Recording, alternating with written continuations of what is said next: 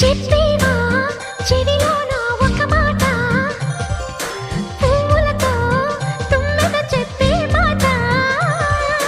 నీ చిరునవ్వు సాక్షిగా తాజ్ మహల్ నాదట, నీ పెదవంచు సాక్షిగా షాజహాను నేనట. నీ తీయని ప్రేమకి నా పెదవే నజరానా, నీ పైటకి నేనిక బానిసనే నెరజాడా.